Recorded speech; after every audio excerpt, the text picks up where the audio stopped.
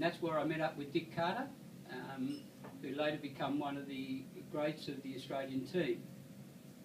We played, that was an under 21 years championship. In 1959, there was a Great Britain team come out to Australia. Now, squash worldwide at that stage was basically confined to Great Britain. They had what they called the British Amateur Championship, which was regarded as the World Championship. The only basic players that went over there and competed against them were a group of Egyptian players. It was very Ivy League, it was very contained to the upmarket clubs. So they come out here in 1959, played something like 35 matches, there was 5 of them, and I don't think they lost a match. The Australian Championships in that year was held in 1959 in Linfield, which was a public centre in North Shore of Sydney.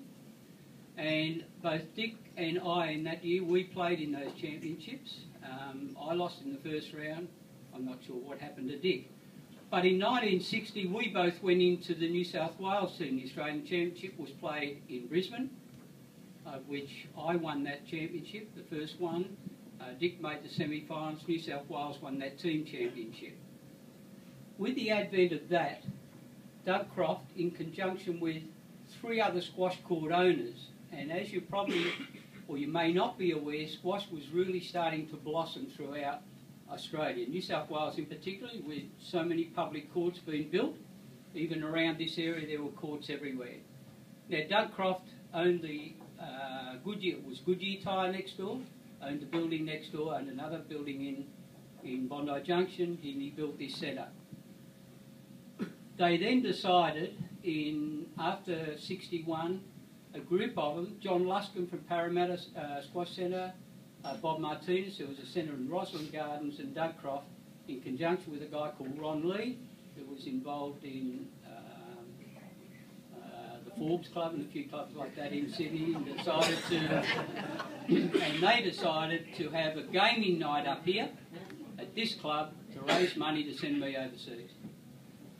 So with that, we raised enough money, and then Doug and I went away overseas to start with. We were then joined by Ted Hamilton to come over and join us. I played in 3 tournaments there, played in the British Amateur Championship, made the semi-final. But the important part of that was that we linked up with a group of these Egyptian squash players who were very, very good squash players, and their coach was a guy called Dardir, who was probably the best squash coach in the world at that time. Doug Croft paid for him and virtually smuggled him out of the UK to bring him back here. He set him up in this centre. Dardir had no money, but he come here and he was able to coach, earn some money. Doug set him up upstairs. With the advent of Dardir for that 12 months, well, my game plus several of the other players' games absolutely rose to a lot higher standard. The Australian Association then in 1963, after Dardir being here for 12 months, decided to send an Australian team away to the UK. And that team consisted of Dick Carter, Owen Parmenter, Ken Binns, John Cheadle, Doug Stevenson and myself. We played test matches against Great Britain and we never lost a match.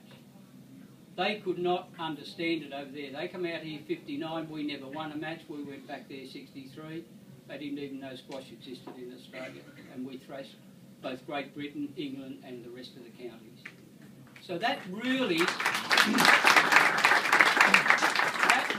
formed, and okay, I was a member here. Dick actually wasn't a member, but he used to come here and play all the time, and a very good friend of Doug Croft's. He had a commitment to play at Sydney Squash Club and St George Leagues Club, so he didn't actually play for Bondi Waverley independent competitions at that time, but he had a very close association with this club. In that year, in 63 we won it. I went on to win the British Amateur. I've actually beat Dick in the semi-final. We had 2 other guys that made quarterfinals, Ken Binns and Doug Stevenson. The press in the UK and through the British Lawn Tennis Association book, which was very upmarket at that stage because tennis was an amateur game at that stage. Right, so they, as far as England was concerned, tennis and squash were the really upmarket sports. that really opened the game up. When the publicity that we got out of that in the papers back here, and with the burgeoning squash court situation that was happening here, we got unbelievable publicity. So that was 63. In 64, that even created the South Africans to come out to Australia and play. So in the short period, in 1967, through the Australian President, Vin Napier, they formed the World Squash Federation. Now, the idea of that was to draw away from Great Britain, of them saying that they had the World Amateur Championship, and let's spread the game around the world. There were 7 nations signed up to that, and in 1967, the first official World Squash Amateur Championship was played in Melbourne. The Australian team was Jeff Hunt, Dick Carter, Cam Nankara and myself. Now Cam's here tonight, Dick's here tonight. Cam went on after that. He played pennant here for Bondi Waverley. So 67, Australia won that. Every 2 years it was to be decided. We won in 69 and we won in 71. Same team without losing a match. So the whole game, with the advent of that, because Australia had become so influential in the game of squash, that in Britain they started to think about, well, we have to have more squash courts. It was basically in clubs, so the game started to open up with clubs and the building of squash courts opened up the game in the UK. So this club provided myself, Dick Carter, Cam Nankara, 3 of those 4 people that were playing in that Australian team for that period of time. In 1971, also during that period, New South Wales went from 1958 to 1973 without losing a match.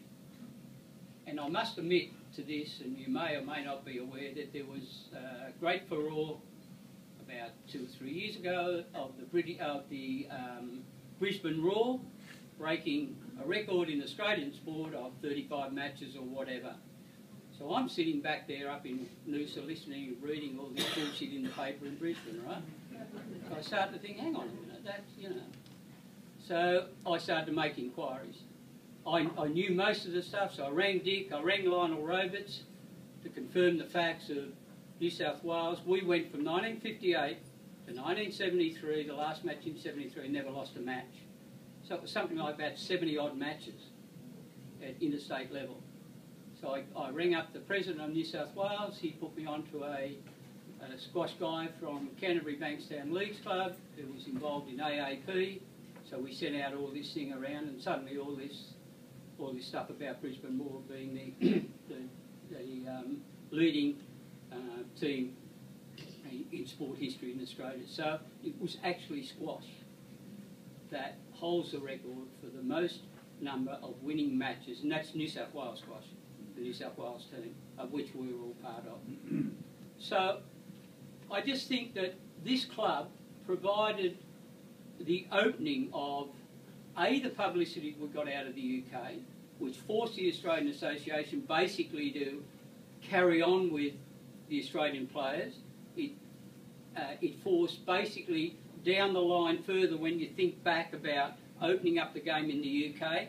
It then opened up the game worldwide because the Egyptians were great players, but come around, the Pakistanis had only 1 or 2 players, but come around the 1970-71 when Hunt and Barrington and myself turned pro, suddenly there was a great group of Pakistanis come through and the game really opened up. It was still amateur at that stage, but there was also the Pro Tour. There was so much resentment against Hunt, Barrington and myself.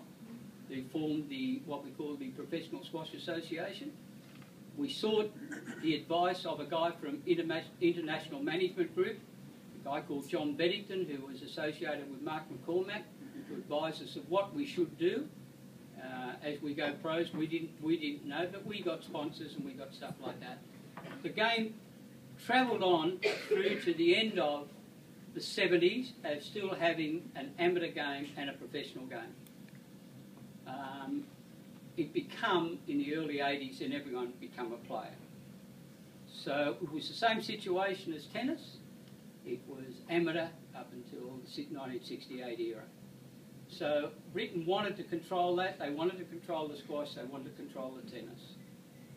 When we first went to the UK, the patron of the Squash Rackets Association was the Duke of Edinburgh, and we went to sportsman's dinner over there, and we were pretty raw. You know, I was a bricklayer and Dick was a photo engraver or something. We went over there and they used to ask us what we used to do, and they couldn't believe it, right?